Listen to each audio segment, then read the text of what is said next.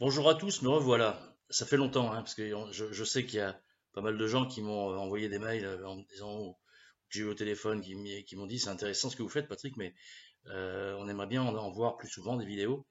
Le problème, c'est que j'ai été un peu victime de mon succès, et c'est de votre faute, parce que vous avez été nombreux à me solliciter pour me demander une étude ou un avis sur un investissement qu'on vous proposait. Et bah, j'ai quand même un métier à côté, hein. Mon métier, c'est pas de faire des vidéos. Mon métier, c'est d'apporter des conseils et des solutions d'investissement à mes clients, puisque je suis conseiller en gestion de patrimoine indépendant pour ceux qui ne le sauraient pas.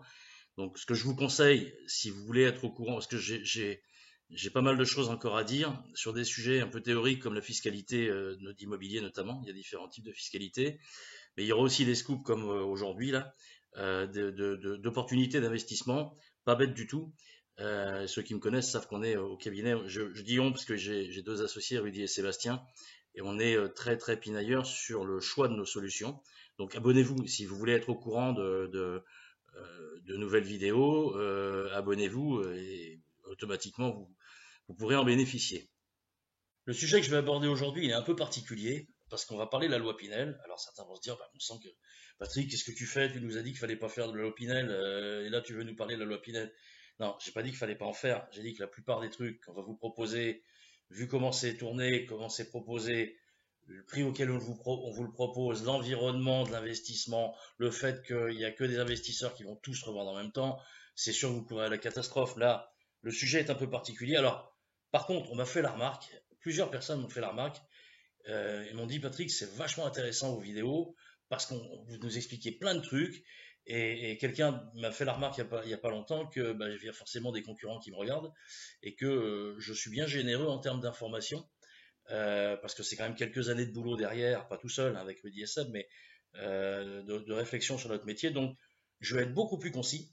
Par contre, toutes les infos que j'ai collectées, c'est-à-dire les données INSEE, tout ce que toutes les données objectives qui montrent que j'ai raison dans la vidéo, je les réserve à mes clients. Donc, si vous me demandez une étude, bien évidemment, dans l'étude, vous aurez ces infos sur le marché immobilier, le marché locatif, le niveau des salaires dans ce département très particulier. Voilà. Mais bien évidemment, là, je vais y aller mollo. Je vais vous donner juste, je vais vous expliquer comment on peut faire quand même, malgré tout, du Pinel rentable, à condition de bosser, comme on l'a fait nous ici. Donc je vous ai dit que le sujet est un petit peu particulier parce que on va parler de Pinel, mais on va parler de Pinel d'homme. Bon, vous avez déjà vu une vidéo sur la Réunion, hein, parce que c'est une des spécialités du cabinet depuis une quinzaine d'années. Là, on va sortir un peu des sentiers battus parce qu'on est allé chercher ça assez loin. Mais c'est pas lié au hasard, hein. On a beaucoup bossé le sujet. Et comme d'habitude, bien évidemment, on est allé voir sur place.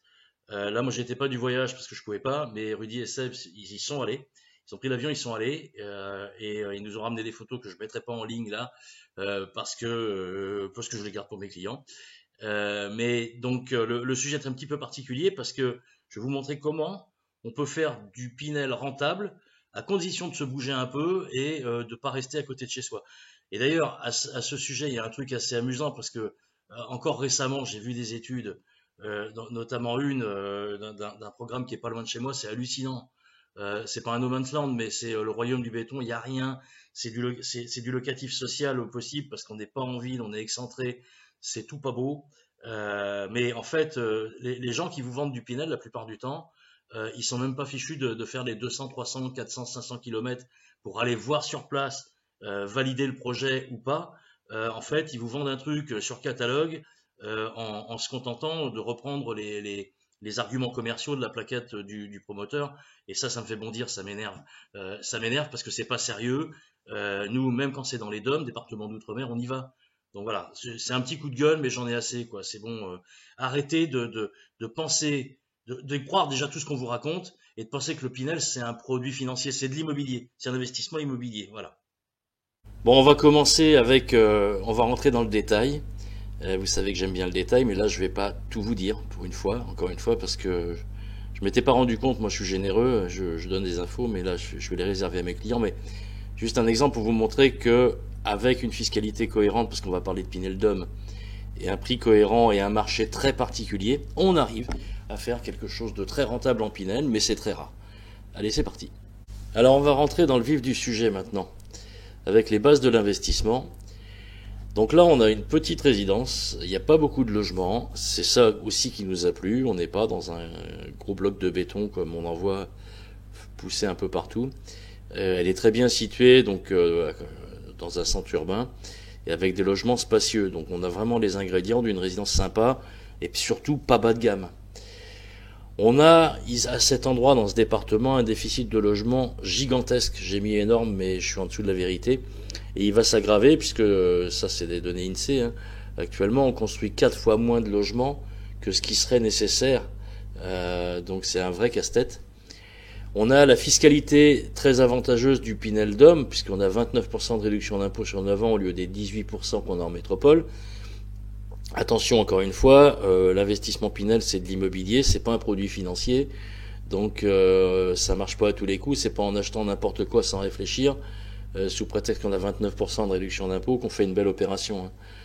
Ça demande pas mal de recul, ça demande aussi d'être un peu spécialiste. De toute façon, encore une fois, ce que j'ai dit tout à l'heure, si on se rend pas sur place, on peut se prétendre spécialiste de tout, on sera spécialiste de rien. Tant qu'on n'est pas allé constater, c'est pas possible.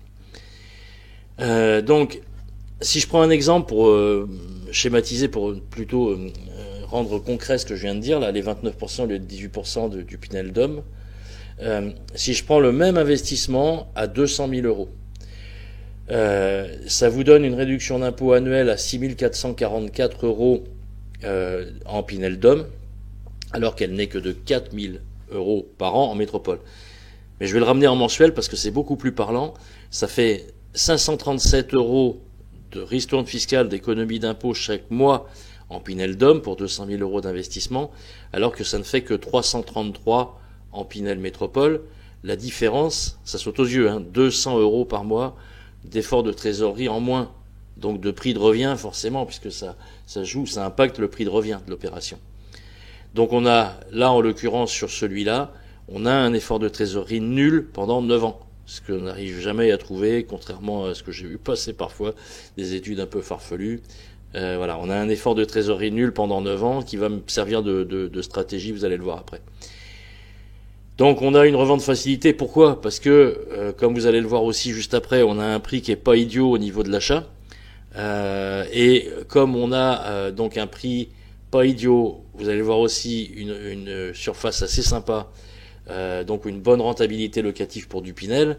On a là un effort de trésorerie nul pendant 9 ans, donc forcément ça facilite la revente. Mais je mets un gros bémol, j'aime pas, toujours, encore une fois, vous m'avez déjà entendu là-dessus, je n'aime pas parler de revente. C'est pas un produit financier. Si j'ai bien fait mon boulot, pourquoi vous iriez revendre un investissement immobilier qui fonctionne bien? C'est dans ces cas-là, si vous voulez récupérer un capital, vous achetez une ruine, un truc tout pourri, vous faites les travaux vous-même et vous le revendez. Mais c'est pas du Pinel qu'il faut faire. Mais là, en l'occurrence, effectivement, ça marche. Je vais le mettre parce que je sais que vous êtes fans de revente, les investisseurs Pinel, mais je vais vous parler aussi de stratégie à long terme. Voilà. Parce que on a une particularité sur ce programme, on a une très très très forte demande locative.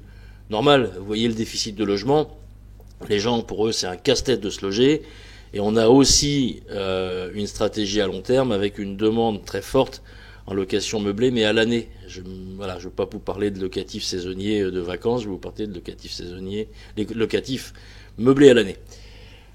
Donc l'exemple, ça, c'est une étude récente que j'ai finie il y a quelques jours. On va rentrer dans le concret. Donc on a un grand T2, puisque il a une surface qui est équivalente à un petit T3 de métropole. Il fait, alors avec la varangue c'est ce qu'on appelle le balcon, nous ici en métropole. La varangue c'est un balcon couvert, c'est considéré comme de la surface habitable en département d'outre-mer, grâce au climat en fait, puisque les gens vivent beaucoup dehors. Donc là je vous laisse imaginer, donc c'est la surface Pinel qui sert à calculer le loyer. On a 68 mètres carrés pour un T2, 83 pour un T3, 103 pour un T4 et 118 pour un T5, parce qu'il y a aussi du T4, T5. Donc on a un premier avantage, on a un très bon rendement locatif dès la période Pinel. On a, là dans mon exemple, donc encore une fois, c'est une étude réalisée par mes soins avec tout paramétré comme il faut. On est à 193 000, j'arrondis, 193 000 de financement total, tout frais inclus, frais de notaire et compagnie. On a un effort de trésorerie nul pendant 9 ans. J'ai mis nul, en fait, c'est pas tout à fait vrai, puisqu'on est en excédent de trésorerie. Donc l'excédent de trésorerie, c'est l'inverse d'un effort de trésorerie. Ça veut dire que votre investissement, il vous a rapporté 4 700 € pendant les 9 premières années, en tenant compte du différé de départ, parce que l'immeuble n'est pas encore construit. Voilà, donc moi je résume ça à un effort de trésorerie nul pendant 9 ans, ça me va bien. Une possibilité de revente cohérente, on va le voir, mais aussi une stratégie de long terme, comme je l'ai déjà dit, puisqu'on a un très gros potentiel locatif en Pinel, hors Pinel, mais aussi en meublé, mais en meublé à l'année. Parce qu'on a des gens, une population très solvable en termes de demande de logement en meublé. Et avec un marché locatif complètement fou, bah oui, on a une explosion de la population en plus derrière le manque de logement, donc ça va être un sacré casse-tête pour les années à venir. Les résultats du T2, donc l'effort de trésorerie, je vous l'ai dit, hein, il est nul pendant 9 ans, on est en excédent de 4 000, 5 000 €, bon bref, peu importe. Mais après, une fois qu'on n'a plus cette réduction d'impôt magique du Pinel-Dom, parce qu'elle est énorme, hein, on a environ 185, je dis environ parce que ça dépend des années, hein, avec la réindexation du loyer, mais ça fait à peu près 185 € par mois les années qui suivent, donc ça reste très cohérent, ça reste parfaitement cohérent, ça vous l'avez pas en métropole. Hein.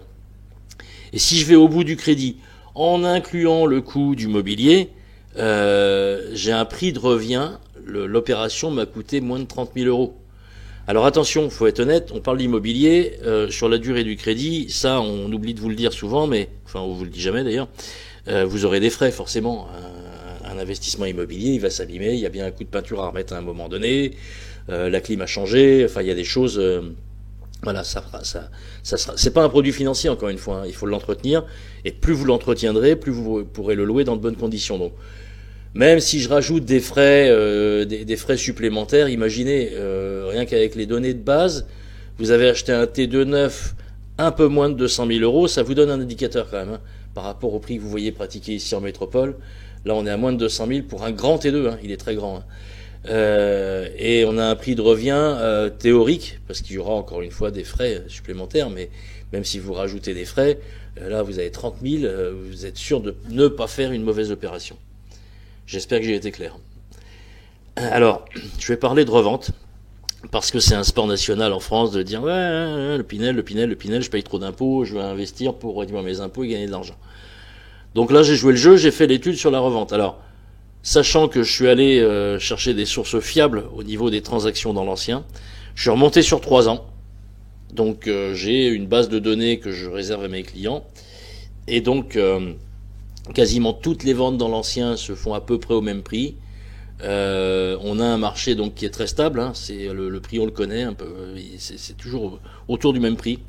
Parce que le marché est très serré aussi, hein, et qu'il y a peu de concurrence, il y a très peu de logements anciens qui se sont vendus sur les 3 dernières années, le marché est très stable.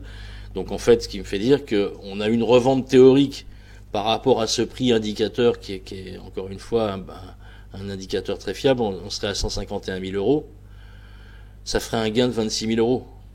Alors je vous ai mis entre parenthèses, le rendement est impossible à calculer forcément, parce que si vous ouvrez vous allez sur internet, vous ouvrez un simulateur épargne, et que vous lui dites que pour 0 € versé, vous récupérez 26 000 €, vous lui demandez de calculer le rendement, il peut pas. Parce qu'effectivement, vous avez une opération qui vous a rien coûté, et vous récupérez 26 000 €. Attention, encore une fois, c'est une hypothèse. Ça me semble cohérent, mais j'aime pas trop. J'aime pas trop cette histoire de revente qui vous éblouit tout. D'ailleurs, c'est ça qui vous fait faire des bêtises. Ma stratégie, en fait, puisque quand je compare à un investissement en métropole, vous vous souvenez que je vous ai dit tout à l'heure avec la fiscalité en métropole, c'est 200 € 200 € de moins de réduction d'impôt que vous avez pour le même investissement en métropole. Donc du coup, je me dis, les 200 €, si j'avais fait ce même investissement sur la métropole, ça m'aurait coûté 200 € de plus. Je vais les mettre de côté, bien évidemment. Je les mets de côté. Alors j'ai mis au minimum parce que l'investissement en métropole, si vous aviez la même surface de logement, vous paieriez beaucoup plus cher. Mais bon, peu importe. J'ai mis 200 € par mois pour schématiser. Si je fais ça, je mets mes 200 € par mois comme si j'avais fait un investissement en métropole pour compenser. puisque je vous rappelle que celui-là, il vous coûte rien. Je récupère un capital d'un peu plus de 23 000 euros. Je suis pas allé chercher des sommes, enfin des hypothèses formidables. J'ai mis une hypothèse de rendement de l'épargne à 1,5% par an, et j'ai même pas compté les 4 700 euros que vous rapporte l'investissement dans les 9 premières années en période Pinel-Dom. Donc si je fais ça avec mes 23 000 euros récupérés, je solde une partie de mon crédit, je vais gagner 145 euros sur la mensualité des années à venir, après la période Pinel. Donc du coup, mon effort de trésorerie, il était nul pendant 9 ans, puis il était à 185 euros par mois ensuite. Là, il va être à 200 euros pendant 9 ans, et il va chuter à 40 euros par mois ensuite. Donc du coup, vous sécurisez votre investissement, parce que je vois pas bien ce qui pourrait vous arriver, même si un mois ou deux, vous n'avez pas de loyer.